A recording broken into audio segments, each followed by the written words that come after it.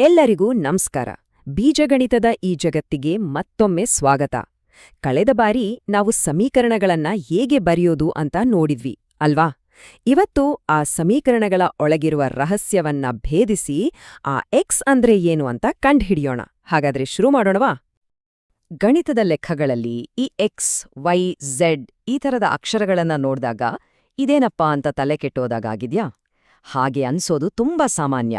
ಆದ್ರೆ ಚಿಂತೆ ಮಾಡಬೇಡಿ, ಯಾಕಂದ್ರೆ ಇವತ್ತು ನಾವು ಬರೀ ಲೆಕ್ಕ ಮಾಡ್ತಾ ಇಲ್ಲ, ನಾವು ಪತ್ತೇದಾರರ ಥರ ಕೆಲಸ ಮಾಡ್ತಾ ಇದೀವಿ. ಒಂದು ಒಗಟನ್ನ ಬಿಡಿಸ್ತಾ ಇದೀವಿ, ಒಂದು ಸೀಕ್ರೆಟ್ ಕೋಡನ್ನ ಬ್ರೇಕ್ ಮಾಡ್ತಾ ಇದೀವಿ. ನಮ್ಮ ಈ ಪತ್ತೇದಾರಿ ಕೆಲ್ಸಕ್ಕೆ ಒಂದು ಬಹಳ ಮುಖ್ಯವಾದ ಸಾಧನ ಇದೆ. ಅದುವೇ ಸಮತೋಲನದ ತಕ್ಕಡಿ. ಹೌದು, ಒಂದು ಸಮೀಕರಣವನ್ನ ಅರ್ಥ ಮಾಡ್ಕೊಳ್ಳೋಕೆ ಇದಕ್ಕಿಂತ ಒಳ್ಳೆ ಉದಾಹರಣೆ ಇಲ್ಲ. ಆ ಈಕ್ವಲ್ಸ್ ಟು ಅಂದ್ರೆ ಈಕ್ವಲ್ಸ್ ಚಿಹ್ನೆ ಇದೆಯಲ್ಲ, ಅದನ್ನ ತಕ್ಕಡಿಯ ಸೆಂಟರ್ ಪಾಯಿಂಟ್ ಅಂತ ಅಂದ್ಕೊಳ್ಳಿ. ಅಲ್ಲಿ ಎರಡು ಬದಿಗಳು ಪರ್ಫೆಕ್ಟ್ ಆಗಿ ಬ್ಯಾಲೆನ್ಸ್ ಆಗಿರುತ್ತೆ. ಹಾಗಾದ್ರೆ ಇವತ್ತಿನ ನಮ್ಮ ಮಿಷನ್ ಏನು? ತುಂಬಾ ಸಿಂಪಲ್.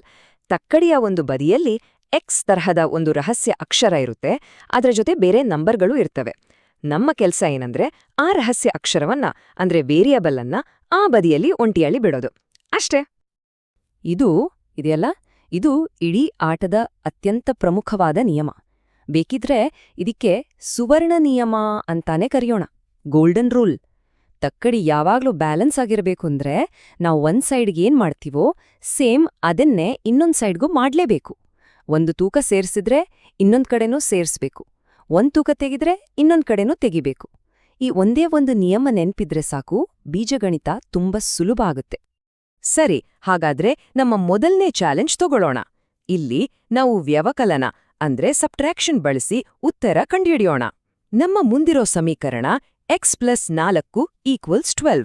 ಬನ್ನಿ ಇದೆಲ್ಲ ಒಟ್ಟಿಗೆ ಬಿಡಿಸೋಣ. ಓಕೆ, ಈಗ ಆ ತಕ್ಕಡಿಯನ್ನ ಕಲ್ಪನೆ ಮಾಡ್ಕೊಳ್ಳಿ.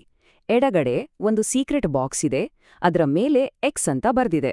ಅದರ ಜೊತೆ ಇನ್ನೂ 4 ತೂಕದ ಬಟ್ಟುಗಳಿವೆ. ಬಲಗಡೆ 12 ತೂಕದ ಬಟ್ಟುಗಳಿವೆ. ಈಗ ತಕ್ಕಡಿ ಕರೆಕ್ಟಾಗಿ ಬ್ಯಾಲೆನ್ಸ್ ಆಗಿದೆ, ಕಾಣಿಸ್ತಾ ಇದೆಯಾ? ನೋಡಿ, ನಮ್ಮ ಗುರಿ ಏನು? ಎಕ್ಸ್ ಅನ್ನ ಒಂಟಿಯಾಗಿ ಬಿಡೋದು, ಅದ್ರ ಜೊತೆಗಿರುವ +4 ತೆಗೆದುಹಾಕಬೇಕು. ಸರಿ, ಕೂಡ್ಸೋದಕ್ಕೆ ಆಪೋಸಿಟ್ ಏನು? ಹೌದು, ಕಳಿಯೋದು. ಹಾಗಾಗಿ ನಾವು ಎಡಗಡೆಯಿಂದ 4 ಕಳಿಯೋಣ. ಆಮೇಲೆ ನಮ್ಮ ಸುವರ್ಣ ನಿಯಮ ಏನ್ ಹೇಳುತ್ತೆ? ನಾವು ಬಲಗಡೆಯಿಂದಲೂ 4 ಕಲಿಲೇಬೇಕು. ಸೊ ಎಕ್ಸ್ +4 -4 ಅಂದ್ರೆ ಬರೀ ಎಕ್ಸ್ ಉಳಿಯತ್ತೆ. ಮತ್ತೆ 12 - 4 ಅಂದ್ರೆ 8 ಆಗತ್ತೆ. ಉತ್ತರ ಸಿಕ್ಕೇ ಬಿಡ್ತು, ಎಕ್ಸ್ = 8. ಇದನ್ನ ಒಮ್ಮೆ ಚೆಕ್ ಮಾಡೋಣವಾ? 8 + 4 ಅಂದ್ರೆ 12. ಹೌದು, ಕರೆಕ್ಟ್ ಆಗಿದೆ. ಸೂಪರ್, ಮೊದಲನೇ ಚಾಲೆಂಜ್ ಆಯ್ತು. ಈಗ ನಮ್ಮ ಎರಡನೇ ಚಾಲೆಂಜ್. ಈ ಸಲ ನಾವು ಭಾಗಾಕಾರ ಅಂದ್ರೆ ಡಿವಿಷನ್ ಬಳಸೋಣ. ನಮ್ಮ ಮುಂದಿರೋ ಸಮಸ್ಯೆ 3m = 15. ಬನ್ನಿ ನೋಡೋಣ. ಇದನ್ನ ಬಿಡಿಸೋಕ್ಕೂ ಮುಂಚೆ ಒಂದು ಚಿಕ್ಕ ವಿಷಯ ನೆನ್ಪಿಟ್ಕೊಳ್ಳಿ. 3m ಅಂದ್ರೆ 3 × m ಅಂತ ಅರ್ಥ. ಅಂದ್ರೆ ಅಲ್ಲಿ 3 ಎಂಗಳು ಇವೆ. ಸರಿ, ಮತ್ತೆ ನಮ್ಮ ತಕ್ಕಡಿಯನ್ನ ಕಲ್ಪನೆ ಮಾಡ್ಕೊಳ್ಳಿ. ಎಡಗಡೆ 3 ಎಂ ಬಾಕ್ಸ್ಗಳಿವೆ, ಬಲಗಡೆ 15 ತೂಕದ ಬಟ್ಟುಗಳಿವೆ. ನಮಗೆ ಬೇಕಾಗಿರೋದು ಒಂದೇ ಒಂದು ಎಂ ಬಾಕ್ಸ್ನ ಬೆಲೆ. ಸೊ 3 ಅನ್ನ 1 ಎಂ ಮಾಡಬೇಕು ಅಂದ್ರೆ ನಾವು 3ರಿಂದ ಭಾಗಿಸ್ಬೇಕು. ಮತ್ತು ನಮ್ಮ ಸುವರ್ಣ ನಿಯಮವನ್ನ ಮರಿಬಾರ್ದು. ಎಡಗಡೆ 3ರಿಂದ ಭಾಗಿಸಿದ್ರೆ ಬಲಗಡೆನೂ 3ರಿಂದ ಭಾಗಿಸಲೇಬೇಕು. ಹಾಗಾದ್ರೆ 3m / 3 ಮಾಡಿದ್ರೆ ನಮಗೆ m ಸಿಗುತ್ತೆ, ಮತ್ತೆ 15/3 ಮಾಡಿದ್ರೆ 5 ಸಿಗುತ್ತೆ. ಉತ್ತರ m = 5. ಇದನ್ನು ಚೆಕ್ ಮಾಡೋಣ. 3 × 5 15 ಆಗಿತ್ತಾ? ಹೌದು, ಮತ್ತೊಮ್ಮೆ ಕರೆಕ್ಟ್. ನಾವು ಕಲಿತಿದ್ದನ್ನ ಪ್ರಾಕ್ಟೀಸ್ ಮಾಡೋ ಸಮಯ ಬಂದಿದೆ. ಕೆಲವು ಸಮಸ್ಯೆಗಳನ್ನ ಬಿಡಿಸೋಣ ಬನ್ನಿ.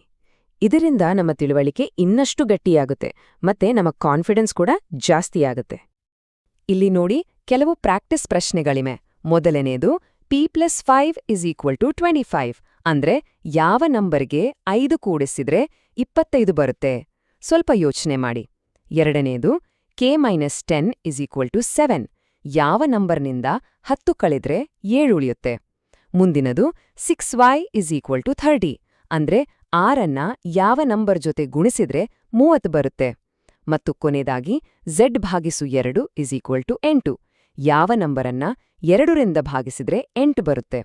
ನಾವು ಕಲಿತ ಅದೇ ಸುವರ್ಣ ನಿಯಮ ಮತ್ತು ವಿರುದ್ಧ ಕ್ರಿಯೆಯ ತರ್ಕವನ್ನ ಬಳಸಿ ಉತ್ತರ ಕಂಡುಹಿಡಿಬಹುದು. ನಾವು ಇಷ್ಟೊತ್ತು ಚರ್ಚೆ ಮಾಡಿದ್ದನ್ನ ನೋಡಿದ್ರೆ ಒಂದು ವಿಷಯ ಸ್ಪಷ್ಟವಾಗುತ್ತೆ. ಇದರ ನಿಜವಾದ ಶಕ್ತಿ ಇರೋದು ನಂಬರ್ಗಳಲ್ಲಿ ಅಥವಾ ಅಕ್ಷರಗಳಲ್ಲಿ ಅಲ್ಲ, ಬದಲಿಗೆ ಸಮತೋಲನ ಅನ್ನೋ ಒಂದು ಐಡಿಯಾದಲ್ಲಿದೆ. ಆ ತಕ್ಕಡಿಯನ್ನ ಯಾವಾಗ್ಲೂ ಬ್ಯಾಲೆನ್ಸ್ ಆಗಿ ಇಟ್ಕೊಳ್ಳೋದೇ ಇಲ್ಲಿರೋ ನಿಜವಾದ ಸ್ಕಿಲ್.